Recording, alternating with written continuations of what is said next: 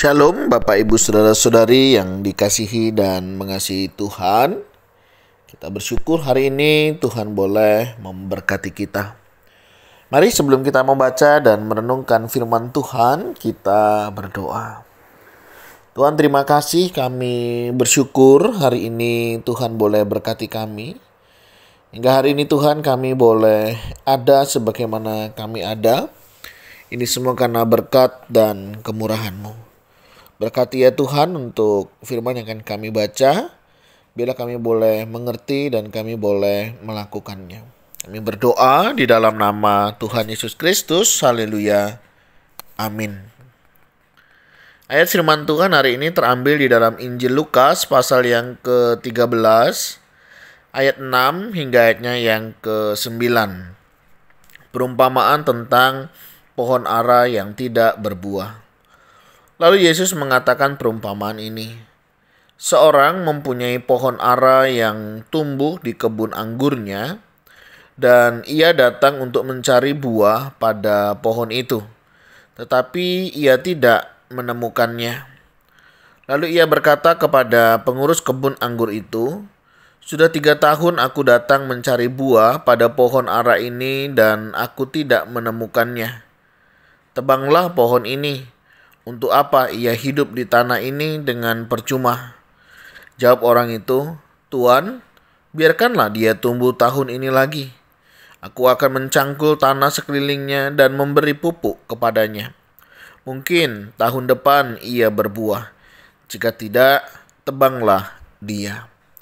Amin. Demikianlah firman Tuhan. Mari kita merenungkannya.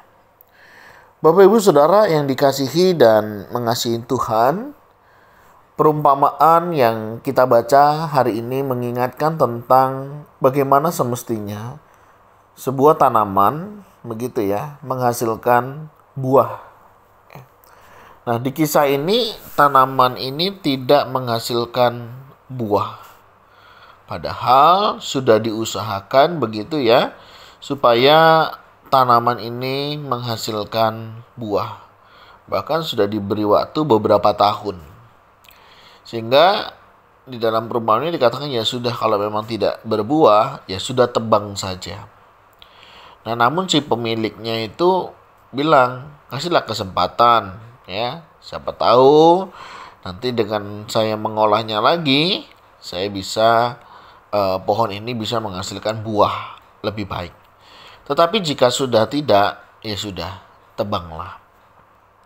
Nah, Bapak Ibu Saudara, cerita kisah ini tentunya mengingatkan bagaimana tentang kehidupan kita sebagai anak-anak Tuhan.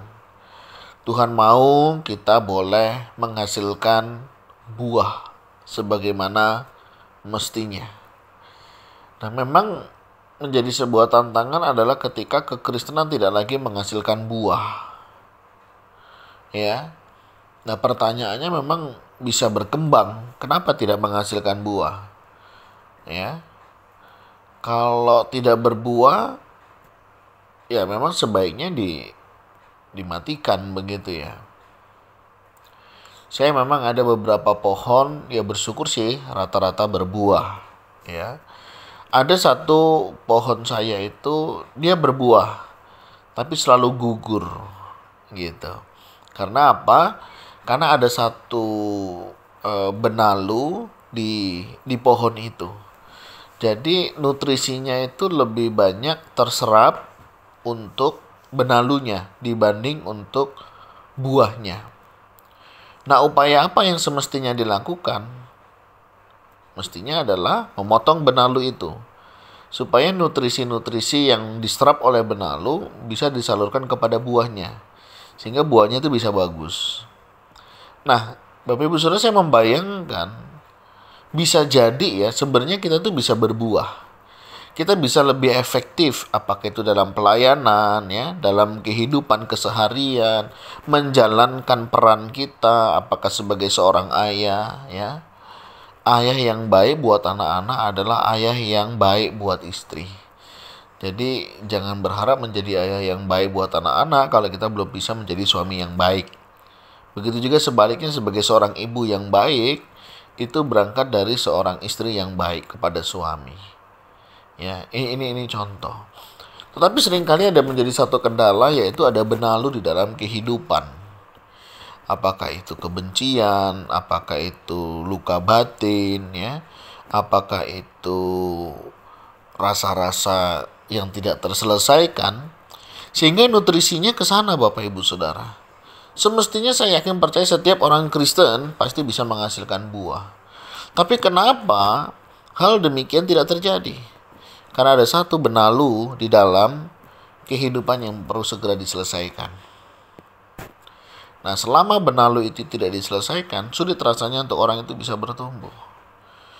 Ya, nggak mungkin kita bisa berbicara tentang kasih kalau kita sendiri tidak bisa mengasihi orang lain.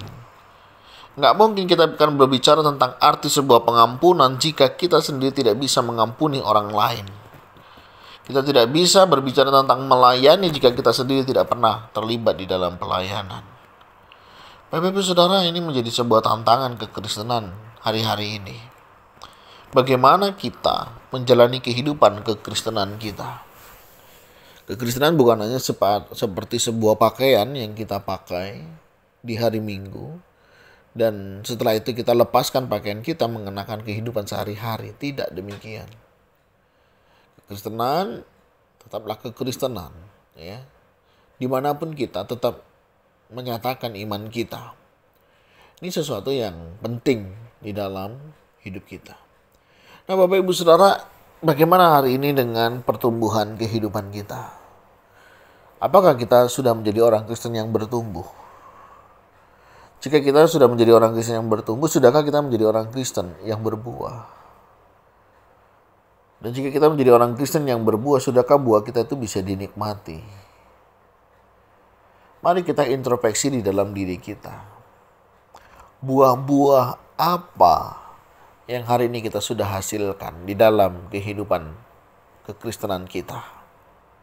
Saya tidak tahu apa yang menjadi pergumulan Bapak Ibu Saudara.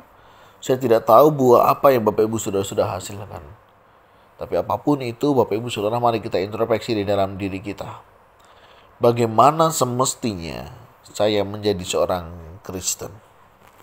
Sudahkah saya menjadi seorang Kristen yang Kristen hari ini? Atau hanya sekedar KTP, yaitu Kristen tetapi tanpa pertobatan? Kiranya kita didapati oleh Tuhan menjadi orang-orang Kristen, para pengikutnya yang sungguh-sungguh sudah bertobat dan menyerahkan hidup kita kepada Tuhan, dan berani memangkas benalu-benalu di dalam kehidupan kita, sehingga nutrisi kebenaran firman Tuhan boleh senantiasa memberikan pertumbuhan dan menghasilkan buah yang baik, sehingga buah itu bisa dinikmati oleh banyak orang, dan nama Tuhanlah yang dimuliakan. Tuhan, terima kasih, kami bersyukur Engkau mengingatkan kami betapa pentingnya kami menghasilkan buah di dalam hidup kami. Kami sadar ada banyak tantangan, ada banyak hal yang membuat kami terkadang lupa akan tugas tanggung jawab kami untuk menghasilkan buah.